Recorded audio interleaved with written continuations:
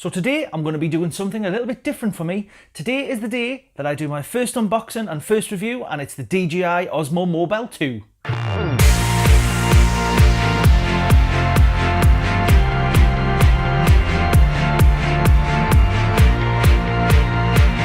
So for those who don't know, the OSMO Mobile 2 is a stabilisation gimbal that you actually mount your phone onto. So my intention with this is to use it for the YouTube videos that I do for the channel, but also next time I go to the parks, I can take it in because it's not classed as a selfie stick.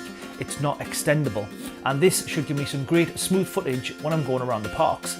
Not only that, but it's also got some great features like hyperlapse, time-lapse and the motion time-lapse that I can use when I'm in the parks as well. So compared to the OSMO Mobile 1, the OSMO Mobile 2 has better roll, tilt and pan angles. And now you can also mount your phone in portrait mode as well. It's also about £200 cheaper than the original OSMO Mobile as well. So it sounds a bit too good to be true.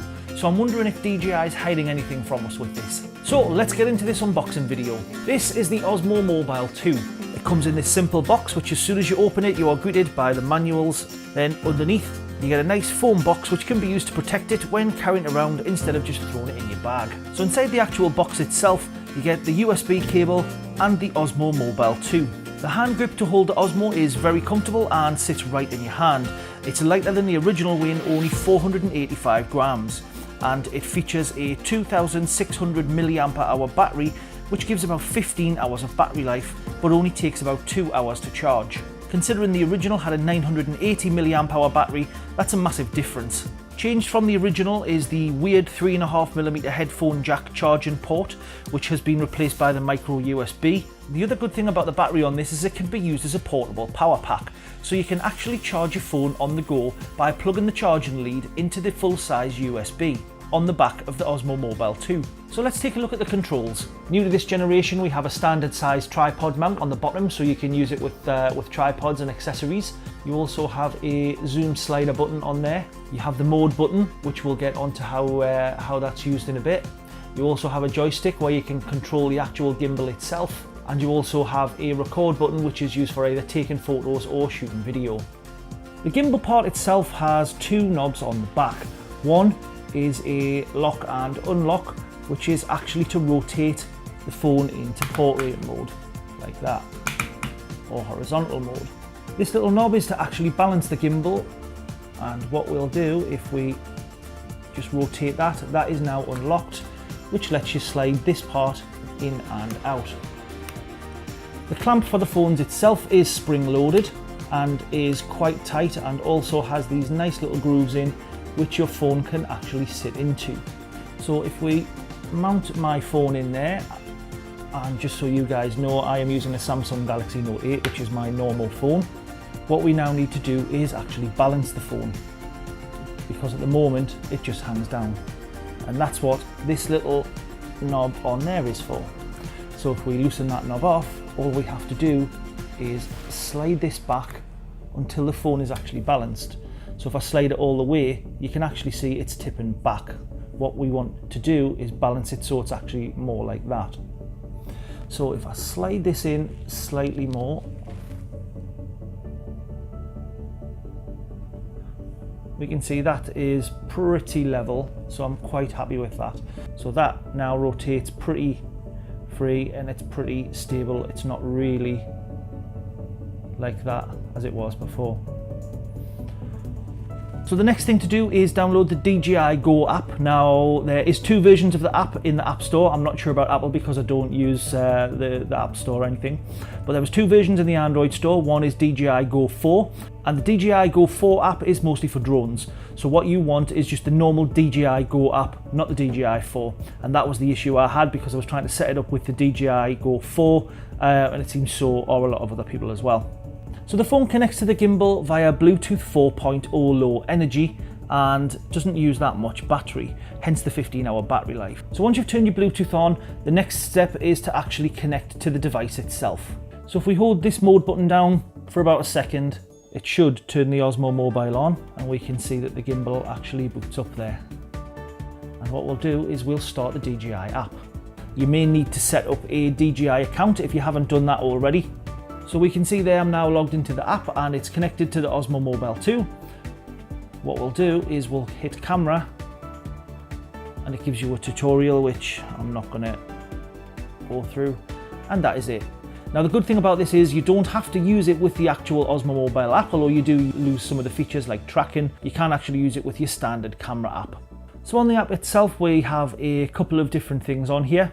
First of all, it actually tells you the battery level of your OSMO in the top right corner, as well as your flash status and also the battery of your device. We have the home button, which if you push the home button just takes you back to that screen.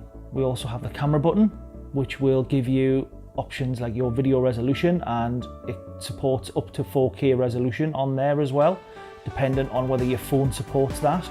We've got auto white balance, we've got the flash settings, and you can also have a grid on there if you want to as well. And then we've got the settings itself, where you can either reset the camera. We have gimbal settings, where we can have it medium, slow, fast. We can also auto calibrate the gimbal as well, and we can also reverse the pan and reverse the tilt. And you can also use this for live streaming, which again would be great in the parks. You can live stream to your YouTube, live stream to your Facebook, so that would be awesome just to get some nice smooth footage there.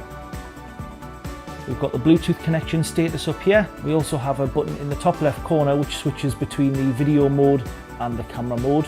And depending on what mode you're in, the button underneath that will give you some different options.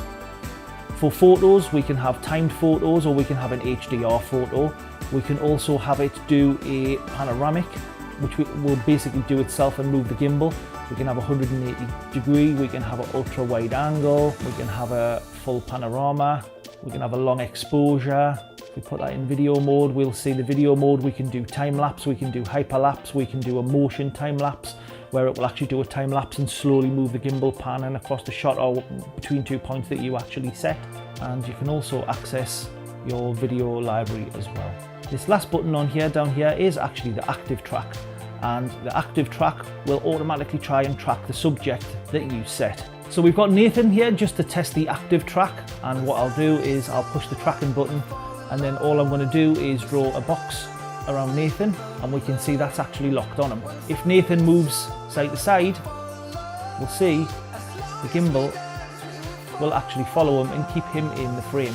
And that's awesome, and will be especially handy when vlogging from the parks. We'll see in terms of the controls on here, if I just turn the handle very slightly, that will actually translate the gimbal into moving and make it very, very smooth. It sort of follows you in a nice slow motion for the way you want to go. If you push the mode button once, the light will turn yellow, and that puts the gimbal into lock mode, which it doesn't matter which way I turn the handle, it will always stay focused in the same direction. The joystick itself is used to actually manually control the gimbal. And you can have your pan, and you can also have your tilts. And then pressing the mode button twice will actually reset that back to center. Pushing that mode button 3 times will flip the phone into selfie mode, so you can see me. Hi. And pushing the button 3 more times will flip it back. So as we mentioned before, we have also got this zoom slider on here as well, and we can use this to zoom in and back out as well. Obviously the quality of that will depend on the camera. And the good thing about having a separate gimbal is the fact that if you upgrade your phone and you upgrade your camera, then that makes that better because it's not a fixed camera on the gimbal itself. So now we've unboxed it, now we've had a little look at the controls and a little look at the DJI app, let's go take this for a test. So we are now out and about. We have the OSMO with us as well. So first thing we're going to do is we're going to do a little walking test, and then we're going to speed that up, do a little jogging test and see how that handles both of those, and then we might do a quick motion time lapse just to see what that looks like as well. So let's go do this. So first, a little bit of a walking test just to see how it handles this. I don't know if you can see from the side how the gimbal's actually moving to keep the footage nice and still or not. Not sure. So walking test seems to be okay. Hopefully we got some nice stable footage out of that. So now it's time for this fat 40-year-old bloke to jog a bit. Normally I do bike rides, not running, so let's see how this goes.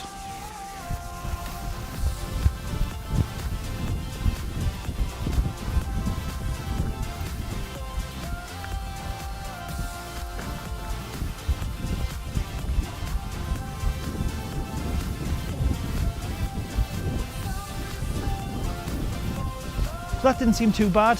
I can see the gimbal counteracting the movements that I'm doing. So hopefully that'll make for some nice smooth footage. I can totally see how this is an advantage in the parks.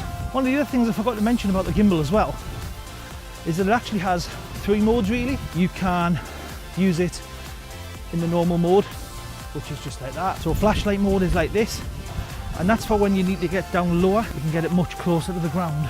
And then the other way is underslung mode, which again is like that. Underslung could be, you know, quite good if you want low angles, but it's nice to have all those options there. So I've got to admit, I am actually quite impressed with the OSMO Mobile 2 as a gimbal. The price on it is £129.95, so £130, which I think is quite a good investment, to be honest, considering the first generation was about £320 for when it came out. So for £130, this gimbal would be great. Now currently I'm actually using the active track, so I can pan around and move around, and this will actually still keep me in the frame as I'm panning around. So yeah, that is my review of the OSMO Mobile 2. Hope you've enjoyed it. It was my first unboxing, first review. Hope I'll give you some information, but if you've got any questions about it, just ask in the comments below. Thanks very much for watching. If you haven't already, hit that subscribe button. There'll be more content coming on the channel. And until next time,